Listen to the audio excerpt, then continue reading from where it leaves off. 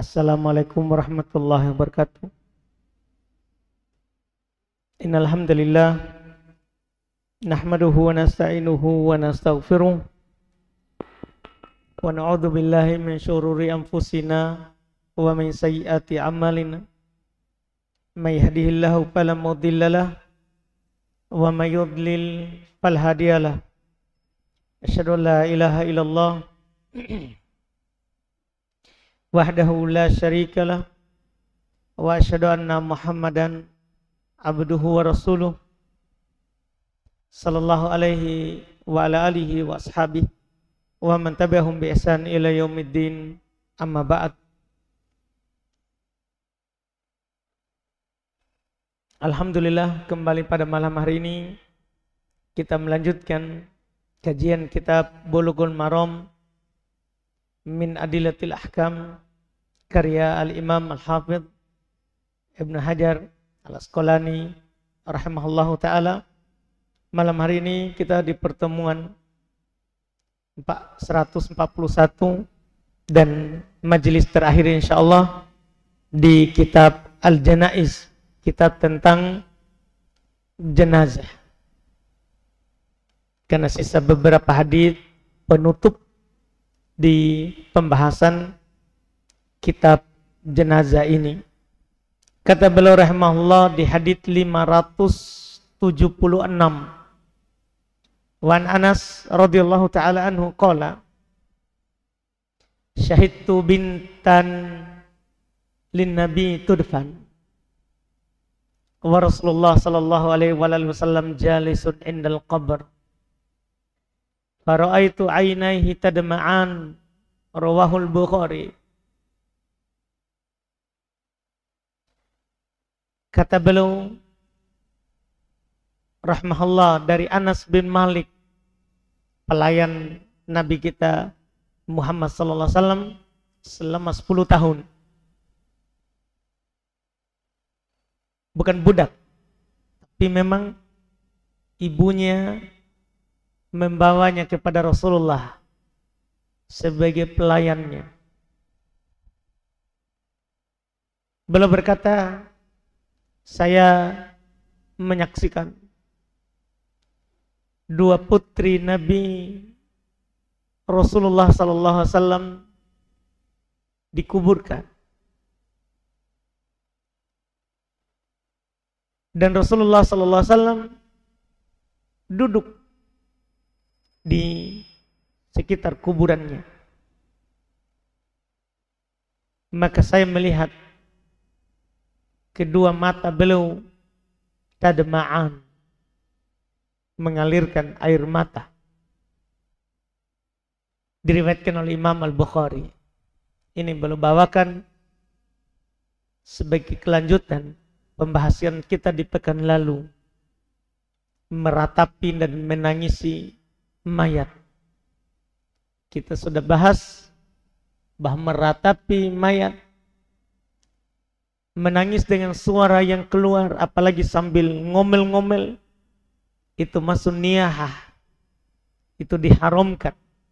Apalagi disertai oleh pergerakan badan, memukul dada, mencakar-cakar rambut, merobek-robek baju. Ini tentunya akan dibangkitkan di hari kiamat dalam keadaan pakaiannya dari timah juga yang meleleh, yang dididihkan. Kalau tidak bertobat sebelum meninggal, itu dosa besar. Sekarang masalah menangis tanpa suara karena sedih, keluar air mata, apa hukumnya? Inilah beliau bawakan ini hadis. Hukum menangis jika ada yang meninggal karena kesedihan. Hadis ini riwayat Imam Al-Bukhari dan menunjukkan bolehnya menangis atas orang yang meninggal tanpa meratapinya. Tanpa meratapinya. Pada ini ada juga hadits Anas radhiyallahu ta'ala bahwa Nabi sallallahu alaihi wasallam ketika meninggal anak beliau Ibrahim, anak laki-laki satu-satunya muncul setelah hijrah. Karena semua anak laki-laki Nabi itu lahir tapi meninggal sebelum hijrah. Bahkan meninggal saat mereka masih usia susuan. Sehingga tidak ada anak laki-laki Nabi yang hijrah ke Madinah. Karena meninggal semuanya waktu kecil. Dan yang ada adalah yang hijrah ke Madinah, anak perempuan semuanya masuk Islam dan hijrah ke Madinah. Iya, semuanya meninggal saat usia tentunya sudah besar. Sudah menikah. Semuanya di Madinah. Maka muncullah kabar gembira bahwa beliau kelahiran anak laki-laki yang bernama Ibrahim. Dari seorang perempuan yang bernama Maria Al-Qibtiyah yang berasal dari negeri Mesir.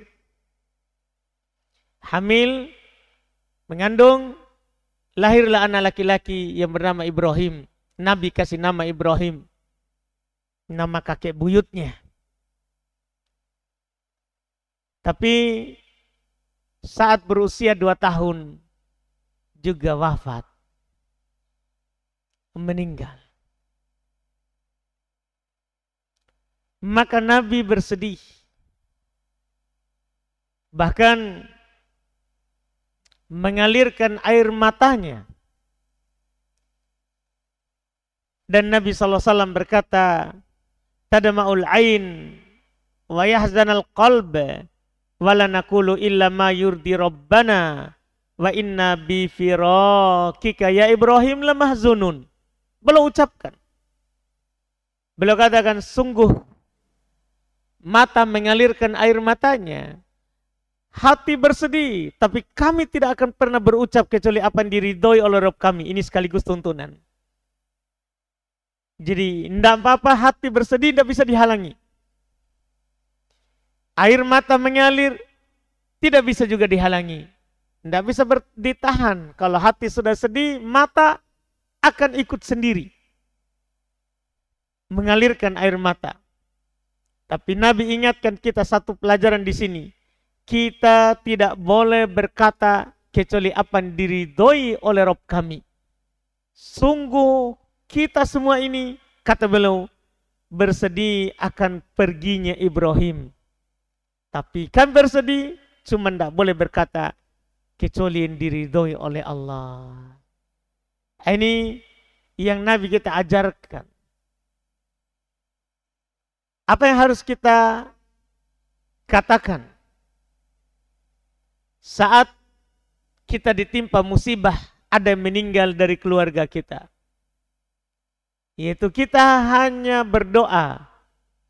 Tidak boleh berucap hal-hal yang tidak diridhoi oleh Allah, yang menggambarkan kita murka terhadap takdir Allah. Yang menggambarkan kita murka terhadap takdir Allah. Karena kita ini diuji dengan hilangnya keluarga. Apalagi anak. Itu adalah ujian dari Allah. Dan Allah inginkan kebaikan di balik itu. Makanya kalau kita ridho, bagi kita ridho Allah. Tapi kalau kita murka, bagi kita murkanya Allah. Karena Allah akan membalas sesuai dengan perbuatan kita. Makanya setelah lewat bersama kita, ketika Abu Salamah meninggal, sahabat beliau yang tentunya Nabi kita SAW sangat menyayanginya karena ini adalah keluarga yang masuk Islam di awal-awal. Dia bahkan berhijrah ke Habasyah saat di Makkah tidak bisa menjalankan agamanya. Kemudian Nabi berpindah ke Madinah. Kembalilah mereka dari Habasyah ke Madinah. Jadi berpindah-pindah karena agamanya. Tapi saat dia meninggal, Nabi datang kepadanya, menutup matanya dan mendoakannya. Dan ketika mendengar keluarganya mulai ada suara yang terangkat, beliau ingatkan, jangan kalian mendoakan keburukan. Jadi ucapan orang yang mengangkat suaranya yang menjelek berkata buruk di waktu itu, Nabi ingatkan. Hati-hati mengucapkan ucapan yang tidak baik. Karena malaikat itu mengaminkan. Ini tentunya semuanya adalah nasihat dari Nabi SAW. Bahwa kita tidak masalah air mata keluar, hati bersedih. Tapi tidak boleh berucap kecuali ucapan yang diridhoi oleh Allah. Kecuali ucapan yang diridhoi oleh Allah Subhanahu wa ta'ala. Kemudian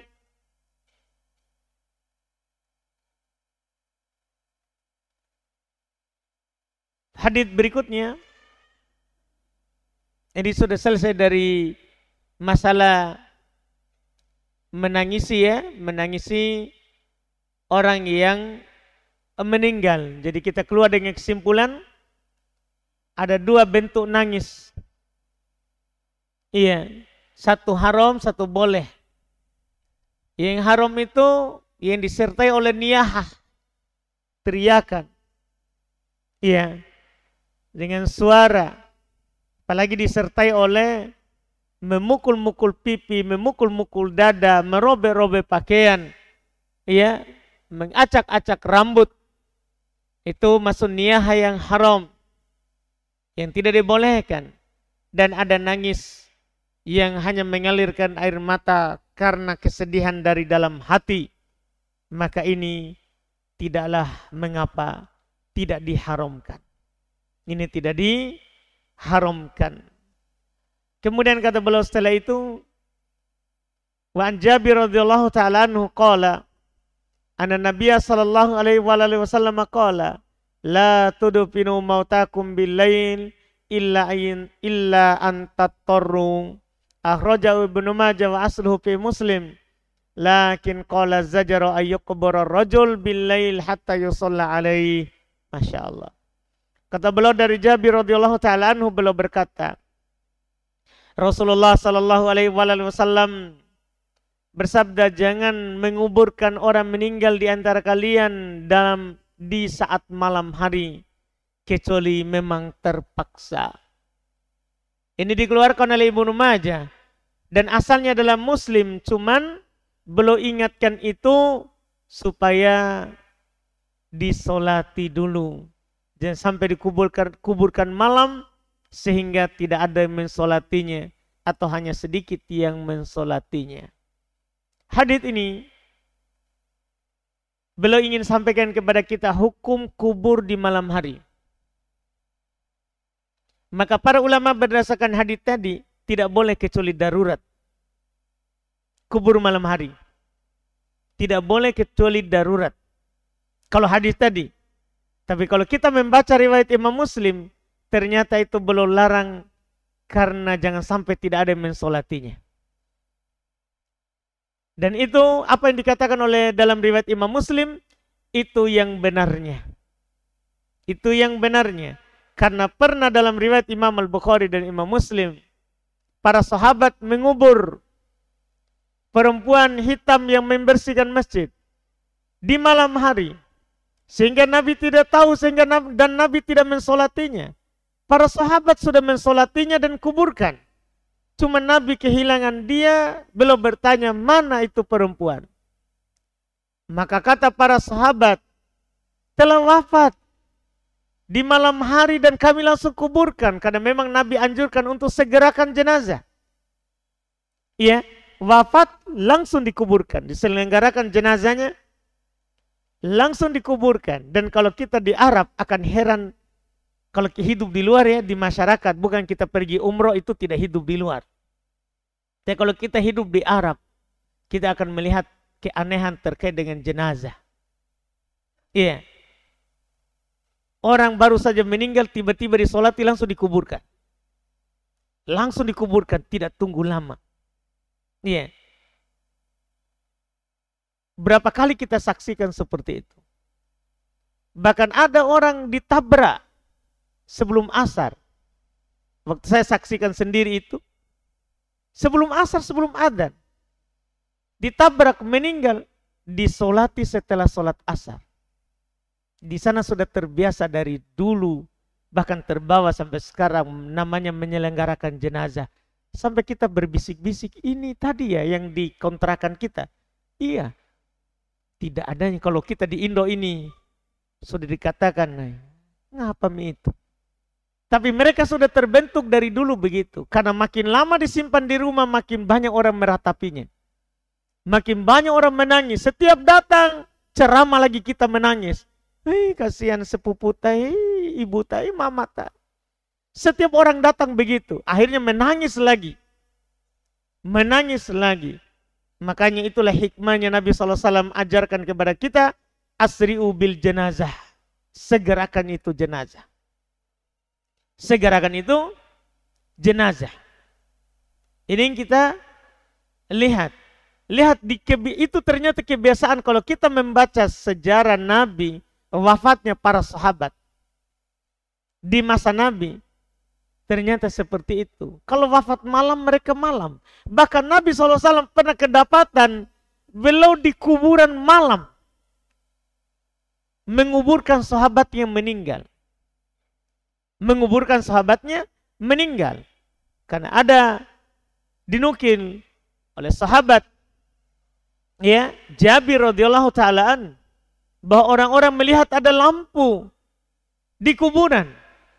Dan mereka pergi ke kuburan, ternyata Nabi Shallallahu Alaihi Wasallam dikubur. Nabi di sana ada juga di kuburan. Nabi SAW juga di kuburan. Dan belum mengatakan, belum turun ke bawah. Belum, ambilkan saya teman kalian, maksudnya turunkan. Di malam. Tidak ada tunggu-tunggu siang. Cuman hadis tadi itu adalah, seperti yang dikatakan dalam riwayat Imam Muslim, dilarang kubur malam, jangan sampai tidak ada yang mensolatinya. Dilarang kita kubur malam, jangan sampai tidak ada yang mensolatinya. Apalagi kita di Indo. Susah itu menguburkan, mensolati orang selain waktu sholat. Susah. Karena banyak orang tidak tahu keutamaan mensolati jenazah. Alhamdulillah sekarang banyak teman-teman yang belajar. Tentunya tinggal diumumkan di grup. Mereka pergi. Karena kapan lagi kita dapat satu kirot hanya sholat. Tidak pakai menit.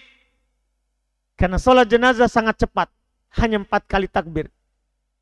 Kita dapat satu kirot pahala. Apalagi kalau kita punya waktu luang, kita pergi antar 2 kirot. 2 kirot itu seperti 2 gunung besar. Dalam riwayat seperti gunung Uhud. Seperti gunung Uhud. Orang yang pergi umroh tahu bagaimana itu besarnya gunung Uhud. Orang cuma pergi umroh biasanya naik di gunung Uhud, tapi anak gunungnya.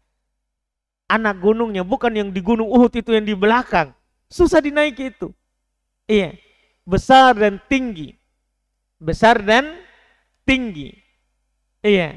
Tapi inilah gambaran besarnya pahala orang yang datang mensolati jenazah.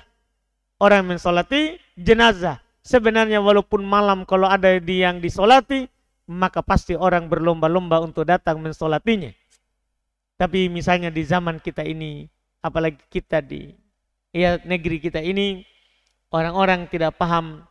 Bahkan kadang kita ini paham, tapi kita juga kadang lebih utama pekerjaan. Lebih utama 1.000-2.000 keuntungan, kadang juga tidak ada pembeli daripada kita pergi mensolati jenazah. Tapi banyak sekarang alhamdulillah orang kalau diumumkan di grup solat jenazah, mereka pergi mensolatinya. Karena yang butuh bukan mayat, tapi kita butuh pahalanya. Kita yang butuh pahalanya. Jangan sampai kita berpandangan terbalik. Mayat yang butuh kita, bukan. Kita yang butuh itu solat jenazah. Karena kita dapat pahala. Kita dapat pahala. Maka dari sinilah tadi itu, jika memang tidak ada orang yang mensolatinya, maka boleh kita akhirkan. Besok, apakah subuh, ingin segera dikuburkan? Boleh. Hanya saja hati-hati kalau mensolati jenazah subuh hari dan kuburannya jauh. Jangan sampai kita kubur saat matahari terbit pas. Itu kan waktu terlarang untuk menguburkan mayat. Boleh dikuburkan sebelum matahari terbit atau setelah matahari terbit. Tidak boleh menguburkan mayat saat matahari terbit. Sebagaimana tidak boleh menguburkan mayat saat matahari terbenam. Iya, itu waktu terlarang untuk menguburkan jenazah. Kemudian kata beliau berikutnya, Wan Abdullah bin Ja'far radhiyallahu ta'ala anhu qala lamma ja'a na'yu Ja'far hina kutil qala Rasulullah sallallahu alaihi wasallam isna'u li ali Ja'far ta'aman faqad atahum ma yashghuluhum akhrajahul khamsa illa an-Nasa'i. Kata beliau dari Abdullah bin Ja'far radhiyallahu ta'ala anhu, beliau berkata, tatkala datang berita kematiannya Ja'far, karena Ja'far meninggal, pamannya Rasulullah meninggal di medan perang, mati syahid. Datang beritanya keluar ke keluarganya. Maka kata Nabi SAW, buatkan untuk keluarganya Ja'far makanan. Karena datang kepada mereka berita yang membuat mereka sibuk. Namanya orang yang dapat musibah meninggal keluarga, itu tidak pikir makan, tidak pikir minum, kesedih. Maka di situ ada satu sunnah yang harus kita perhatikan. Kita bawakan mereka makanan, bukan pergi makan. Iya, bukan membebani pihak keluarga untuk kita potongkan ayam, potongkan bebek, apalagi sapi. Kita yang bawakan kepada mereka makanan. Dari hadits ini dikatakan oleh para ulama rahimahumullah, sunnah membawakan makanan kepada orang yang meninggal. Apakah makanan jadi itu lebih bagus? Atau bahkan makanan yang tidak jadi, kita bawa beras, tidak masalah. Karena mereka ini ada meninggal, tentunya tidak akan bekerja beberapa hari. Apalagi yang meninggal itu adalah suaminya, kepala keluarganya. Maka tentunya itu masuk dalam ayat wa ta'awanu 'alal birri wat taqwa. Saling menolonglah kalian di atas kebaikan dan ketakwaan. Juga Nabi SAW bersabda, wallahu fi aunil abdi makanal abdu fi auni akhi. Allah akan selalu membantu seorang hamba selama hamba itu membantu saudaranya. Kalau ada saudara kita butuh bantuan, bantu, maka Allah akan membantu kita.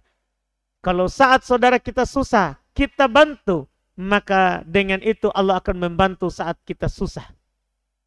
Karena Allah, Nabi SAW katakan, ta'arraf 'ala Allahi firraha ya'rifka fisyiddah.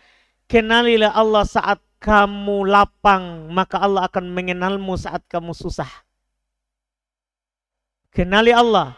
Gimana cara kita kenal Allah? Saat kita lapang, ya di sana ada saudara-saudara kita yang susah. Kita saatnya senang. Maka ingat Allah itu adalah rezeki. Maka kita membantu saudara kita, maka Allah akan membantu kita. Allah akan membantu kita. Itu masuk dalam hadis tersebut. Masuk dalam hadis tersebut dari yang disebutkan oleh Nabi SAW. Ini yang disunahkan ketika ada yang telah meninggal, ya, di antara saudara-saudara kita kaum muslimin, kita membawakan makanan untuk mereka. Kita membawakan makanan untuk mereka. Dan ini masuk di dalam pembahasan takziah. Membawakan makanan untuk orang ditinggal mati, itu masuk ternyata dalam masalah takziah. Apa artinya takziah? Takziah itu dari kata azza. Yu'izzu ta'ziyatan. Iya. Menghibur yang ditinggal mati. Membawakan makanan kepadanya itu termasuk hiburan. Membuat mereka bahagia dengan memakan makanan yang mereka suka. Itu masuk takziah. Karena bertakziah itu disunnahkan. Bertakziah itu disunnahkan. Apakah kita ke sana membawa makanan atau membawa ucapan yang menghibur mereka?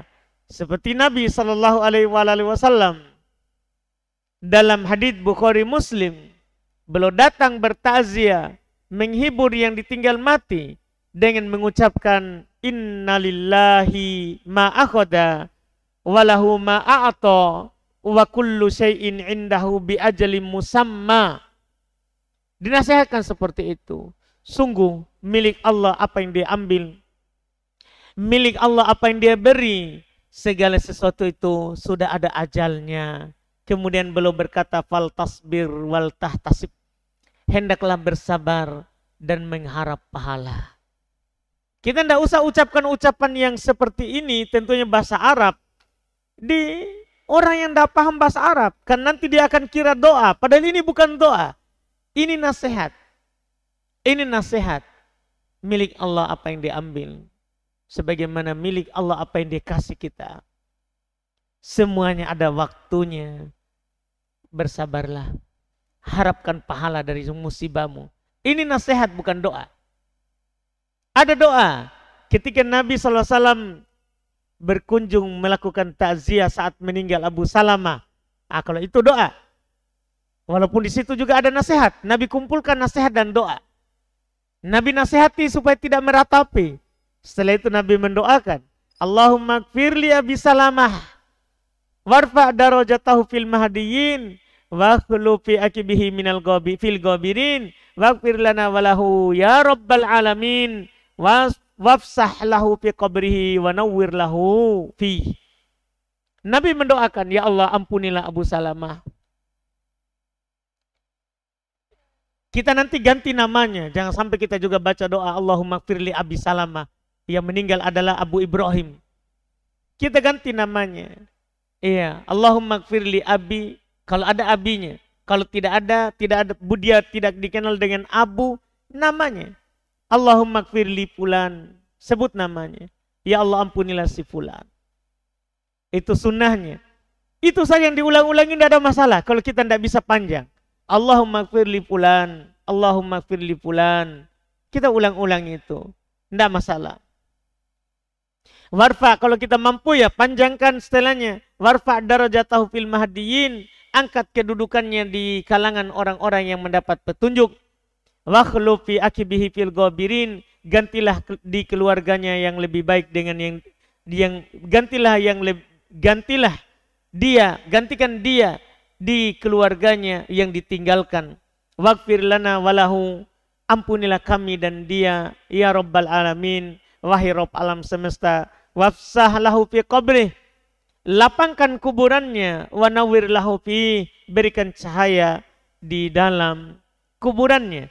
Boleh kita berdoa dengan doa ini. Kalau kita tidak menghafal, maka boleh kita doa dengan doa yang isinya memintakan ampun untuk saudara kita yang meninggal.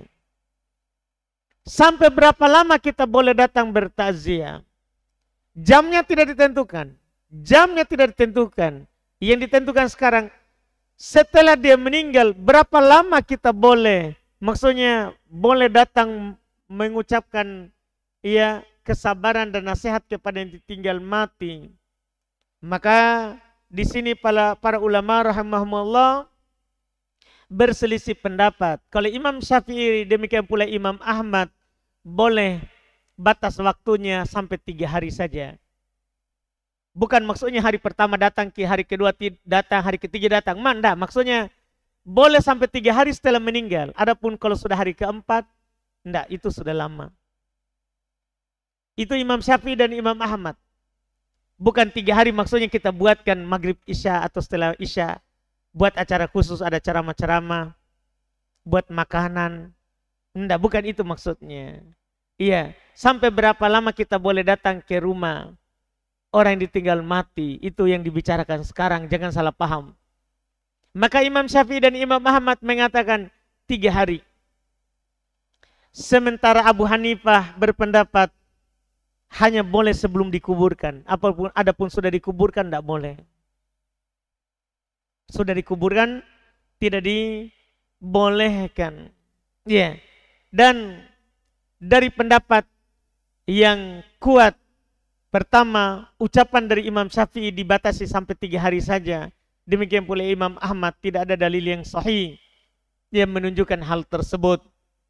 Yang menunjukkan dalam hal tersebut. Oleh karena itu, Imam Ahmad dan Imam Syafi'i diselisihi oleh pengikutnya dalam masalah ini. Karena tidak ada dalil yang mengatakan hanya boleh sampai 3 hari. Makanya pengikut Imam Syafi'i, demikian pula pengikut dari Imam Ahmad, tidak dibatasi 3 hari. Pokoknya kalau kita datang dan saudara kita masih berduka, kita nasihati dia, kita doakan yang meninggal. Ini dipilih oleh Syekh Al-Albani rahimahullahu ta'ala. Dan beliau berkata, yu'azzihi madama muhtajan ila dalik.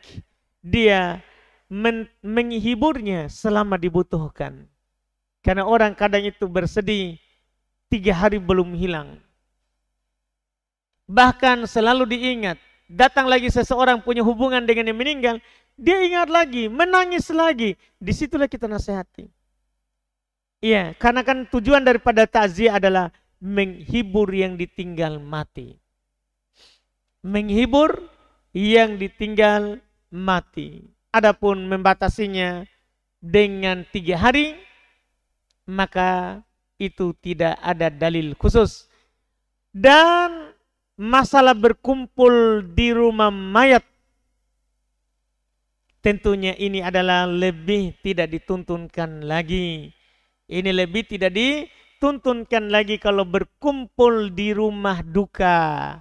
Iya, berkumpul di rumah duka. Bahkan dinukil dari hadits Jarir, perkataan Jarir bin Abdullah radhiyallahu taala anhu, beliau berkata, kunna narol ijtima ila ahlil mayyit wa sun'atut ta'am minan niyahah. Kami para sahabat dulu memandang berkumpul di rumah duka dan membuat makanan itu termasuk meratapi mayat. Berkumpul dan membuat makanan itu termasuk meratapi mayat. Itu dihitung hal tersebut. Apalagi itu dianggap sunnah berkumpul dan merayakan. Dianggap sesuatu yang sunnah, maka itu adalah bid'ah. Yang kata Nabi SAW, man ahdatsa fi amrina hadza ma laysa minhu fahuwa raddun. Siapa yang mengadakan perkara baru dalam perkara kami ini yang tidak ada dalam urusan kami, maka dia ditolak. Maka dia ditolak. Orang meninggal itu sudah ada di masa Nabi, tapi Nabi tidak pernah merayakan hari ke-3, ke-7, ke-40, 100, 1000. Iya, tidak pernah. Tidak pernah di masa Nabi ada haul-haul. Murka orang sufi karena tidak pernah haul di Saudi. Tidak pernah haul di kelahiran, kemeninggalnya Nabi. Murka mereka karena tidak dilakukan bid'ah haul. Ya, karena mereka merayakannya. Itu adalah bid'ah mungkar. Ya, itu adalah bid'ah yang mungkar. Tidak boleh kita lakukan hal tersebut. Kemudian kata beliau, setelah itu ini penutup. Ya, 4 hadits tapi mudah saja karena doa ziarah kubur. Doa ziarah kubur. Ini masalah ziarah kubur terakhir. Kata beliau, wa an Sulaiman ibn Buraidah an abihi. Qala kana Rasulullah sallallahu alaihi wasallam yu'allimuhum idza kharaju ilal maqabir ayaqul assalamu ala ahli diyar minal mu'minin wal muslimin wa inna insyaallahu ta'ala bikum lalahikun as'alullaha lana walakumul afiyah. Rawahu Muslim. Ini doa ziarah kubur yang paling terkenal. Dari Sulaiman ibn Buraidah, dari bapaknya itu Buraidah radhiyallahu taala anhuma, beliau berkata, adalah Rasulullah sallallahu alaihi wasallam mengajarkan kepada mereka kalau keluar ke kuburan, yaitu ziarah kubur, untuk membaca assalamu ala ahli diyar minal mu'minina wal muslimin. Keselamatan bagi penduduk negeri, maksudnya penduduk negeri kubur, dari kalangan mukminin dan muslimin. Sungguh kami insya Allah akan ikut dengan kalian. Saya memohon kepada Allah untuk kami dan kalian keselamatan. Ini doa yang diajarkan. Assalamu ala ahli diyar minal mu'minin wal muslimin wa inna insyaallahu ta'ala bikum lalahikun as'alullaha lana walakumul afiyah. Ini riwayat Imam Muslim, doa ziarah kubur. Kemudian kata beliau an Ibnu Abbasin radhiyallahu ta'ala an, ini nanti ada alaikum. Kalau tadi kan assalamu ala ahli diyar, tidak ada alaikum. Nah, ini ada lafaz kedua. Kata beliau an Ibnu Abbas radhiyallahu taala anhu maqala marra Rasulullah sallallahu alaihi wasallam bi kuburil Madinah fa aqbala alaihim biwajhi faqala assalamu alaikum ya ahlal kubur. Ini doa kedua. Yaghfirullahu lana walakum antum salafuna wa nahnu bil athar. Rawahu Tirmidzi wa qala hasan. Riwayat Imam Tirmidzi dan beliau berkata hasan. Kata beliau dari Ibnu Abbas radhiyallahu taala anhu, beliau berkata, Rasulullah sallallahu alaihi wasallam melewati kuburan di Madinah dan belum menghadapkan wajahnya kepada mereka serta membaca assalamu alaikum ya ahlal kubur. Sunnah pertama, kalau kita lewat kuburan, kita dianjurkan untuk mendoakan mereka. Dan ada sunnah lain, yaitu kita hadapkan badan kita di sana.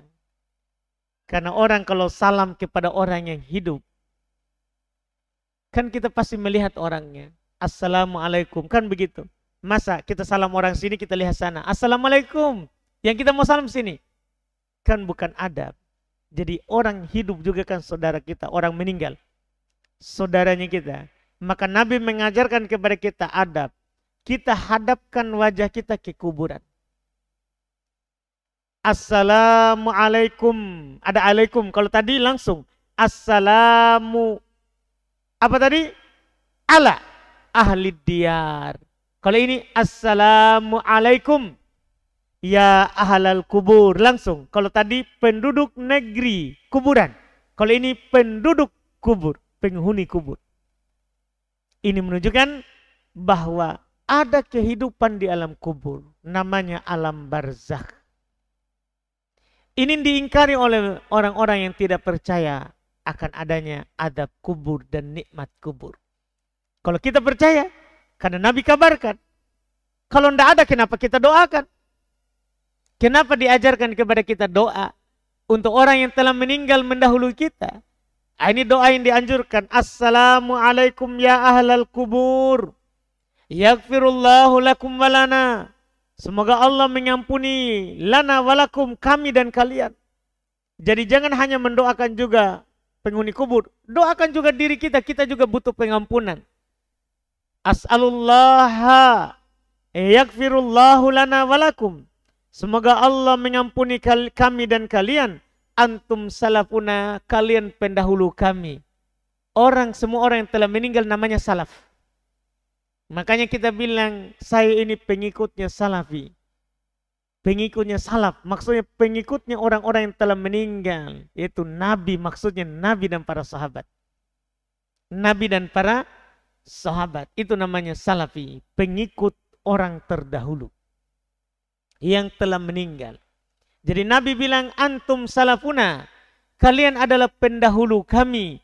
Wa nahnu bil athar, dan kami akan ikut. Kami akan ikut jejak kalian. Kami akan ikut jejak kalian. Ini doa ziarah kubur yang diajarkan oleh Nabi sallallahu alaihi wasallam. Ada doa ketiga tapi mirip juga. Mirip juga sebagai faedah dalam Sahih Muslim. Assalamu ala ahli diyar minal mu'minin wal muslimin. Masih sama dengan hadis pertama. Setelahnya yang beda. Wa yarhamullahul mustaqdimina minna wal mustaakhirin. Wa inna insyaallahu bikum lalahikun. Semoga Allah merahmati yang duluan dan yang belakangan dari kami. Dan kami insya Allah akan ikut.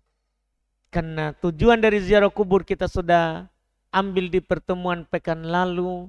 Tujuannya adalah mengingat mati bahwa kita akan ikut bersama mereka. Makanya selalu di ujung doa ziarah kubur. Wa inna insyaallahu bikum lalahikun.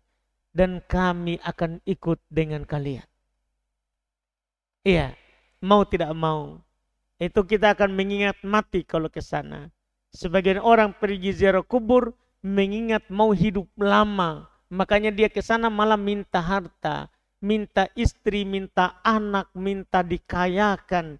Karena dia tidak ingat mati ke sana. Na'udzubillah. Padahal ziarah kubur untuk ingat mati. Dan tidak perlu melakukan tur untuk mengingat mati. Pergi saja di kuburan mana saja kita akan ingat mati. Tidak perlu melakukan tur khusus. Ya, berkunjung ke kuburan sekian wali begitu. Iya, sekarang banyak bisnis di kuburan. Bukan hanya jual bunga, tapi ada namanya perjalanan spiritual. Yang lebih tepatnya perjalanan syirkiyah. Bukan spiritual, tapi syirkiyah. Karena orang ada keyakinan terhadap kuburan itu, maka dia berkorban banyak uang untuk ke sana. Maka tentunya ini harus ditutup. Tidak boleh melakukan itu. Kita kalau mau ingat mati, tidak perlu jauh-jauh. Datangi saja kuburan. Di dekat kita. Seperti Nabi SAW. Beliau selalu mendatangi kuburan Baqi. Beliau selalu mendatangi kuburan Baqi. Dan beliau salam kepada mereka. Dan selalu mengingatkan bahwa kami akan ikut dengan kalian. Kami akan ikut dengan kalian. Kemudian beliau tutup dengan dua hadis yang perlu juga diketerangkan. Yaitu tidak boleh kita mencela orang-orang yang telah meninggal. Pergi di kuburan kita caci maki orang. Nah, ini diharamkan. Kata beliau di penutup pembahasan. Wan Aisyah radhiyallahu taala anha qalat. Qala Rasulullah sallallahu alaihi wasallam la tasubbul amwat fa innahum qad afdau ila ma qaddamu. Rawahul Bukhari. Wa rawat Tirmidzi anil Mughirah radhiyallahu taala anhu nahwahu. Lakin qala fatu'dul ahya. Kata beliau dari Aisyah radhiyallahu taala anha, beliau berkata, Rasulullah sallallahu alaihi wasallam bersabda, jangan mencela orang-orang yang telah meninggal. Sungguh mereka telah menghadap dan menerima apa yang mereka telah lakukan. Sudah, kalau dia adalah orang jahat, sudah kejahatannya dia akan tanggung di kuburan. Kejahatannya dia akan tanggung di kuburan. Karena akan datang kepadanya wajah yang buruk, hitam. Kalau dia adalah orang yang buruk. Dan kalau dia adalah orang yang baik, akan datang kepadanya wajah yang putih, bersih. Sehingga mereka bertanya, kamu siapa? Yang wajah yang putih bersih mengatakan, saya adalah amalan solemu. Wajah yang hitam mengatakan, saya adalah amalan burukmu. Sudah, dia sudah terima itu. Dia sudah menerima itu, maka tidak perlu kalian cela. Kemudian diriwayatkan oleh Imam Tirmidzi dari Al-Mughirah dan yang semisalnya, akan tetapi dikatakan kalian akan menyakiti yang hidup. Dengan kalian mencelanya, maka kalian akan menyakiti yang hidup. Iya. Dari hadits ini dijelaskan oleh para ulama rahimahumullah, bahkan dinukil kesepakatan oleh Al-Imam Nawawi, Al-Imam Al-Hafidh Ibnu Hajar, Al-Asqalani, Asy-Syaukani dan selainnya, haram mencela orang yang telah meninggal kecuali satu golongan, yaitu kalau meninggal itu adalah ahli bid'ah wal ahwa. Ahli bid'ah, maka boleh kita cela bid'ahnya untuk menjaga agama. Tidak boleh kita pergi berdalil. Tidak boleh kita cela itu sudah meninggal. Doakan saja. Tidak. Kalau dia punya pemikiran sesat, ingatkan kesesatannya. Ini dinukil kesepakatan akan bolehnya mencela kesesatan orang yang telah meninggal oleh Al-Hafidh Ibnu Hajar, Al-Imam An-Nawawi, dan banyak ulama mengingatkan jangan sampai kita salah paham. Ada orang meninggal ahli bid'ah kita cela, kita bawakan hadis tadi la tasubul amwat, tidak cocok. Itu tidak cocok. Karena ahli bid'ah yang kita cela bukan dianya, tapi pemikirannya. Supaya kaum muslimin terhindar dari pemikiran-pemikiran yang sesat. Karena biasanya orang kalau ada yang meninggal, dia akan cari ucapan-ucapannya. Orang baik ataupun orang buruk. Orang baik ataupun orang buruk. Iya. Akan dicari ucapannya. Maka perlu kita bantah. Makanya dari masa ke masa bahkan Quran dalam mengabadikan tabbat yada Abi Lahabin wa tabba. Itu kan celaan. Abu Lahab telah meninggal, tapi namanya masih disebut Quran. Supaya kita ingat, itu orang jahat, hati-hati bersifat dengan Abu Lahab. Dengan sifatnya Abu Lahab. Itu maksudnya. Itu yang diinginkan darinya. Ini, wallahu a'lam. Dengan ini, alhamdulillah. Di pertemuan 141 ini, kita tamat. Ya. 3 kitab berarti ini sudah 3 kitab. Toharoh, sholat, jenazah. Alhamdulillah. Setelahnya adalah kitab zakah. Kitab tentang zakat dan tentunya itu memerlukan pertemuan yang panjang lagi.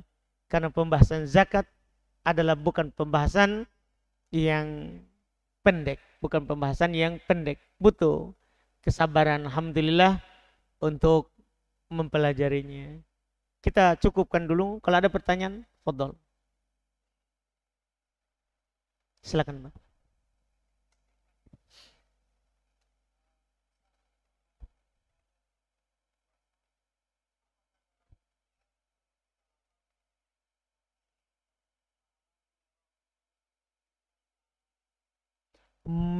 Ingin mendapatkan pahala?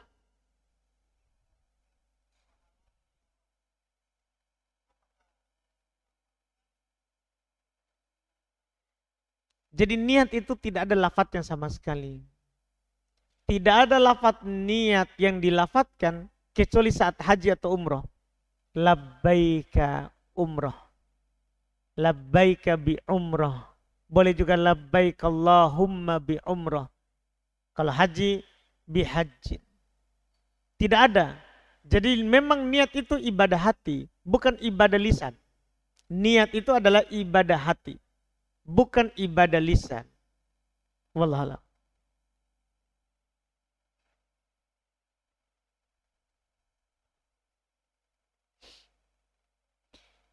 Bagaimana hukumnya mensolati orang yang tidak sholat?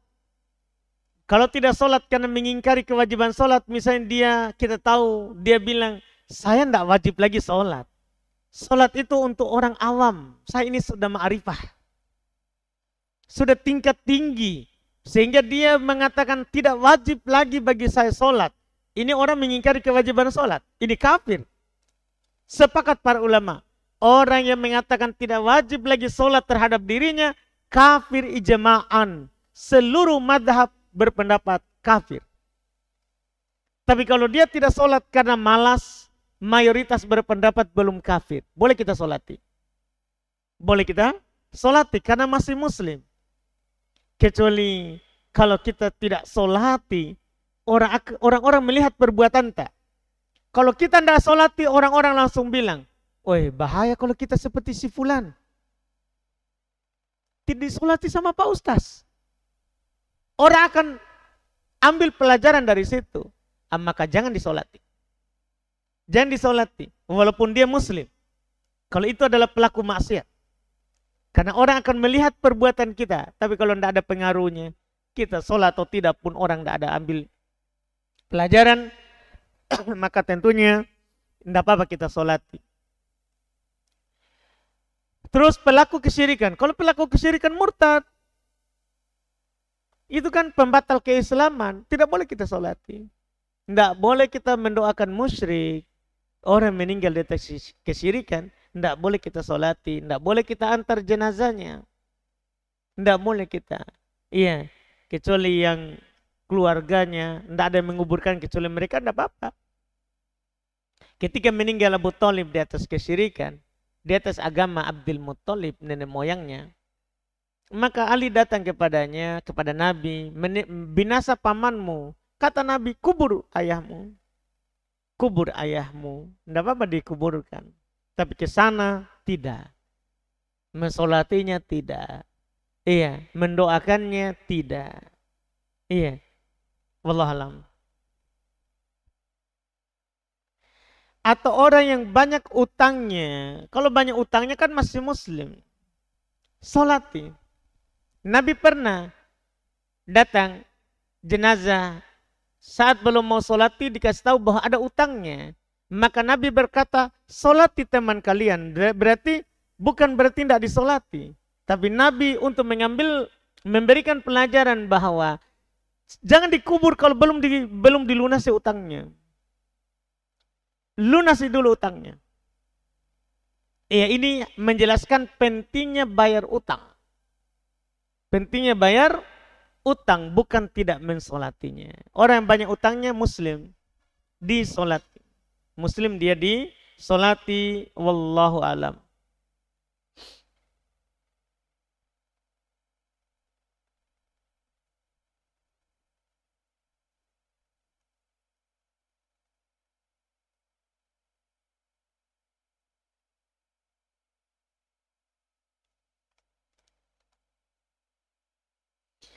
Apakah boleh mengakikah anak di hari ketiga atau keempat setelah dia lahir? Boleh, tapi menyelisih sunnah. Silakan lakukan, tapi kita menyelisih sunnah. Tidak sesuai dengan sunnah Nabi. Iya. Kita mau melakukan akikah kan tentunya mau sunnah. Maka sembelihan kita sebelum waktu itu hanya daging biasa. Seperti orang yang kurban sebelum sholat. Nabi bilang itu daging biasa yang kamu kedepankan untuk keluargamu. Sama akikah yang dilakukan hari sebelum hari ke-7, daging biasa yang kamu kedepankan untuk keluargamu. Bukan daging akikah. Karena akikah itu hari ke-7. Akikah itu adalah hari ke-7. Wallahualam. Apa hukum memakan nasi dengan pemberian keluarga yang meninggal? Karena saya pernah mengantar jenazah orang kaya, setelah dimakamkan kami langsung dikasih nasi dos dan kami langsung makan. Kalau itu karena kita sebagai tamu jauh, tidak masalah. Iya. Yang penting bukan dibuat khusus untuk perayaannya. Adapun ada tamu dia kasih makan, ada orang kasih makan atau dari makanan yang dibawa oleh penyumbang tadi, ada orang kasih makan keluarga meninggal, kemudian makan ini adalah dikasih ke tamu, tidak masalah. Itu dibolehkan. Iya.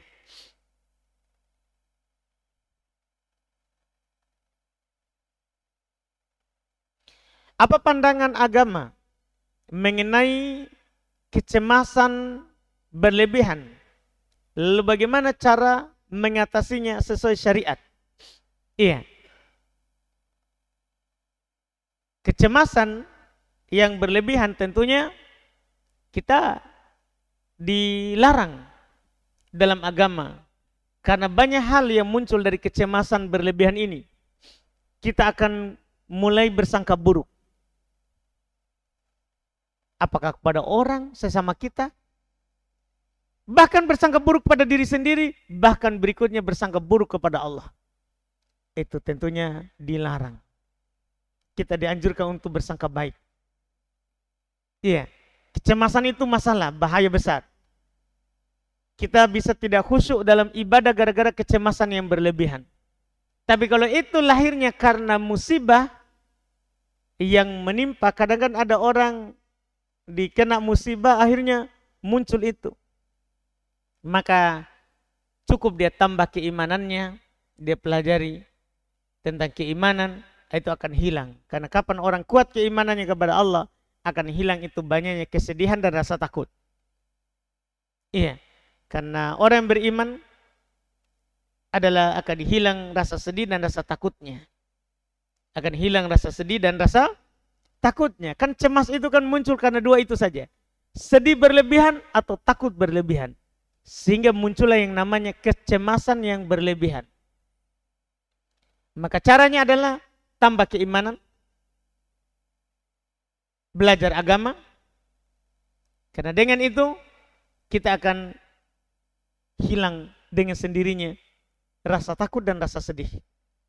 Ala inna awliya Allahi la khaufun alaihim wa lahum yahzanun alladzina amanu wa kanu yattaqun. Ketahuilah wali-wali Allah itu tidak ada rasa sedih bagi mereka, tidak pula ada rasa takut. Ketahuilah mereka itu adalah orang beriman lagi bertakwa. Kapan orang itu beriman, takwa, hilang sedih, hilang rasa takut. Artinya hilang rasa cemas yang berlebihan tadi.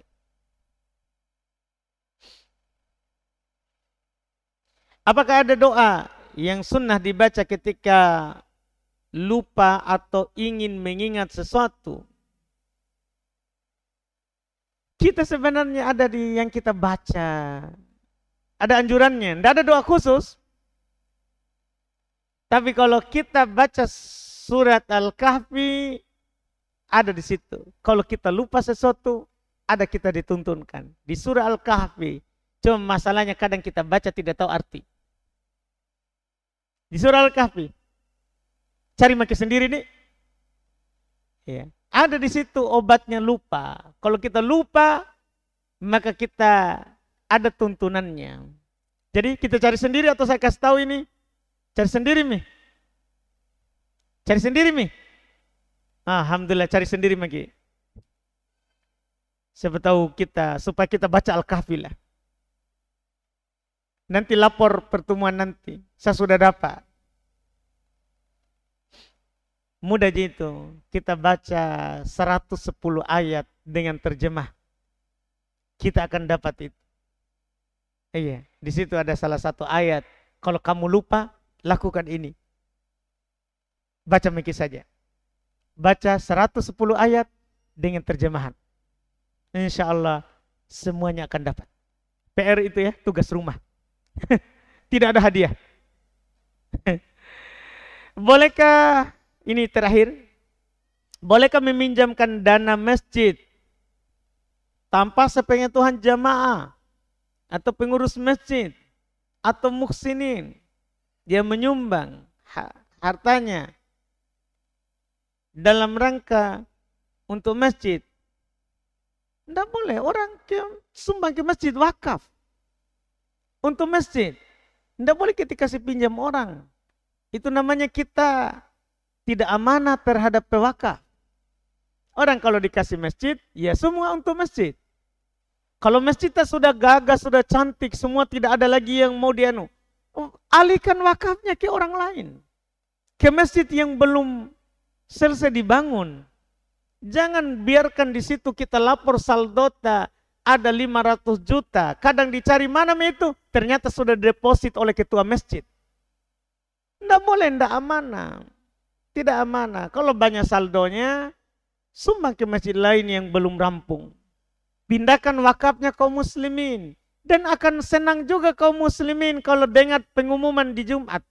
Alhamdulillah kita punya saldo 300 juta. Dan kami arahkan ke masjid fulan sana yang belum rampung dibangun. Bahagia orang uangnya dipakai.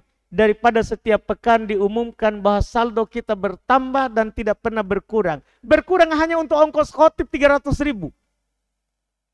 Itu terus yang dikurang. Yang masuk lebih dari itu.